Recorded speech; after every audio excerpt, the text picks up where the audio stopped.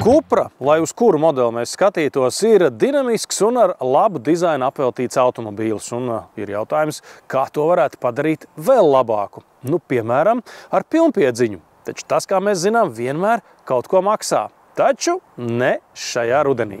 Sākot ar oktobri, pilnpiedziņas Terramar un Formentor pie Cupra dīlera Autobrau Motors būs pieejami par priekšpiedziņas modeļu cenu.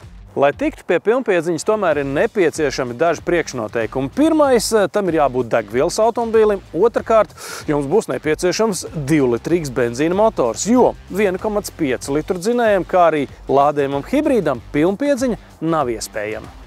Tas nozīmē, ka par to pašu naudu jums tiks ne tikai vēl viena velkošās, bet arī lielāks un jaudīgāks dzinējs ar 204 zirgspēkiem. Lai lietotu Cupras pilnpiedziņu, nekas nav jāprot un īpaši jāzina, jo te nav nekādu bloķēšanas pogu vai kā tam līdzīgi. Vienkārši, ieliekam drēvā un braucam. Ja tomēr braukšanas apstākļi ir tādi izaicinošāki, kā šodien mums, tad varbūt vajag izvēlēties off-road režīmu. Lūk, mēs to atrodam pie braukšanas režīmiem. Tas ir izdarīts un varam braukt. Uzreiz teikšu, ka šai automašīnai ir off-roadam absolūti nepiemērotas riepas. Jācer, ka ar 20 colu vasaras protektoru pietiks vismaz tam, lai ieķertos nogāzes slīpumā. Es nobremzēšu, tagad atlaidīšu visus pedāļus vaļā, un automašīna slīpumā pati sevi nofiksē. Un tagad mēģināsim tajās smiltīs izkustēties no vietas ar riepām, no kuras ir ļoti tālu no šādas braukšanas vides. Sākumā Terramar tikai skaļi rūc un nekust ne no vietas. Bet tad... Sākumā tā kā negrib, nepatīk, bet uz priekšu mēs ejam. Es pats neticēju, ka sanāks. Tagad es parādīšu, kāpēc off-road režīms ir noderīgs braucot lejā no kalna, kad it kā jau viss ir padarīts.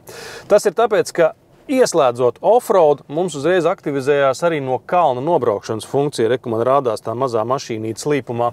Un tas nozīmē, ka es varu faktiski neaiztikt nekādus pedāļus, un automobīls pats līdzeni nobrauks lejā. Uz šī kalna tam nav liels nozīmes, bet ja kalns būtu stāvāks, tas būtu slidenāks, piemēram, ar ledu vai sniegu, un automašīna tiektos tā kā sagriezties ar aizmuguri pa priekšu, tad šī funkcija būtu pat ļoti noderīga. Nu ko, paldies, Cupra! Bezceļa eksāmens nokārtots. Cupras salona viss ir tādi dizainīgi, bet Terramar ir būvēts uz jaunākās Volkswagen platformas, tāpēc automātiskās pārnes un kārbas svira mums ir šeit, zem stūres, nevis pa vidu, tā kā tas ir, piemēram, Formentoram. Fēni tas, ka katrā Cuprā tomēr visu laiku ir kaut kas no sporta automašīnas un varbūt pat drusku no tāda, nezināma superkāra, piemēram, jo mums ir sporta stūre, kurai ir starta poga un režīma poga tieši šeit virsū, nevis pa vidu, un vidus konsola arī ir tāda, lietišķa, bet arī ar tādu sportisku ievirzi, tāpēc, ka, piemēram, šīs 3 podziņas, tāda durvju aizslēgšana, pretislīdēšanas sistēmas izslēgšana un avārijas signāls ir tādā, tādā superkāra slīpumiņā. Var jau, protams, čīkstēt, ka pilnpiedziņa padara jebkuru automašīnu smagāku un sarežģītāku un tā ēd vairāk degvielas un vispār priekš kam pilsētas crossoveram būtu vajadzīgi visi 4 velkošie riteņi. Tomēr mēs dzīvojam tādā valstī un tādā apvidū, kur pilnpiedziņa tomēr var šad tad noderēt, vismaz ziemā. Interesanti, ka Cupra lielā daļā gadījumu nemaz tā baigi nelepojas ar to, ka konkrēta automašīna ir ar visu riteņu piedziņu, jo, piemēram, šim Terramar jau nav nekur rakstīts, ka tam būtu 4 velkošie rati vai AVD.